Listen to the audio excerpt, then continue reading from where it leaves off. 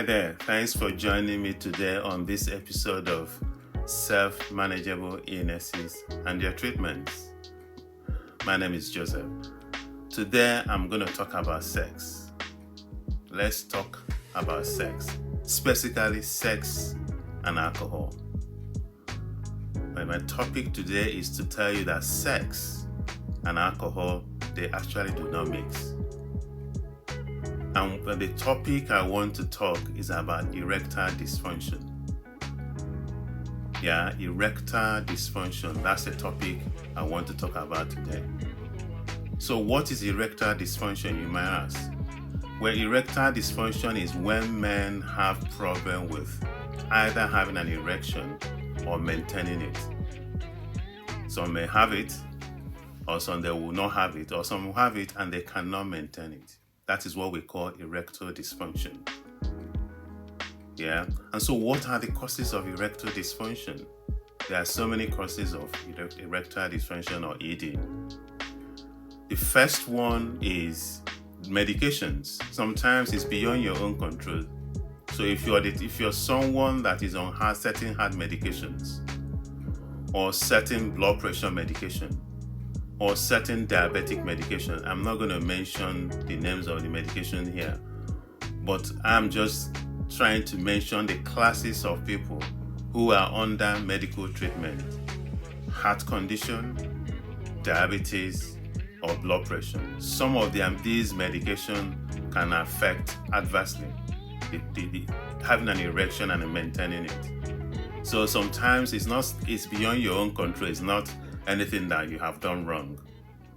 But if you're in that categories of people, that at least you know why, and you know there's always something you can do. Some other causes of erectile dysfunction or ED is use of illicit drugs. So if you're using a lot of illicit drugs, then know that these can affect your sexual performance.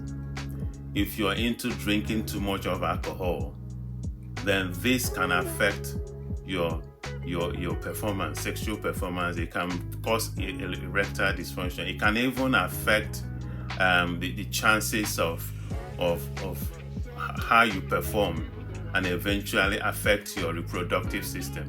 So alcohol is good. I hope we all know that 14 units of alcohol, both for men and women, is okay, but you have to drink it gradually the whole week. Binge drinking 14 units over the weekend is not good, but having 14 units spread over the week is not a big deal, not a problem. So illicit drugs, alcohol, and these are the things that can also cause ED. Smoking is something else that can also affect sexual performance or cause erectile dysfunction. So like I said, alcohol and drug and sex, they do not mix. So you need to be careful about those.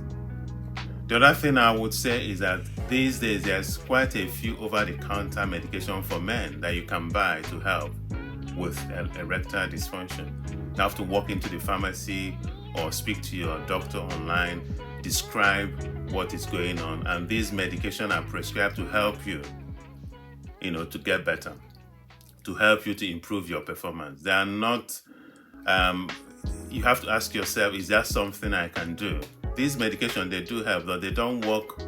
They don't work for everybody, and there are so many times. There are some that you can buy that can help, but some of them you have to get them on prescription.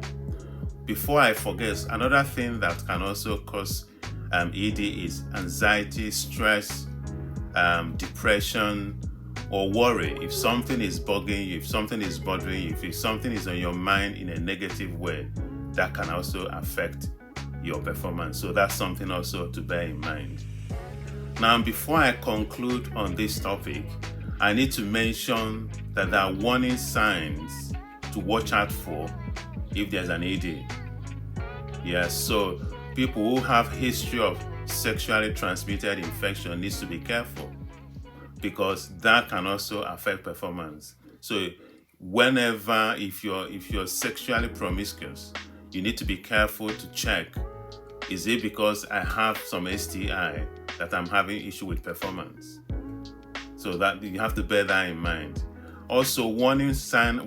Another point I want to sound as a warning is, even though you can walk into a pharmacy, talk to your pharmacist or speak to GP or purchase medication that will help you, you need to be careful that there are classes of people that should be careful of taking medication for ED, erectile dysfunction. So if you're a patient that have had history of heart condition, maybe you've had stroke, or you had heart attack, or you have compromised a condition that have compromised your blood flow all over your body, you need to be careful, because taking those medications can land you into more serious problem.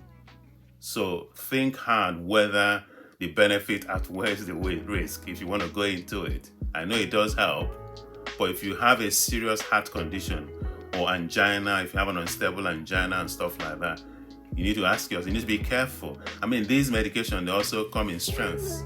So whichever one you're going to take, seek advice, seek a proper sound advice before you even go into taking any of them. And also tread carefully, because you don't want to start up something else because you want to solve one problem. Thank you for watching.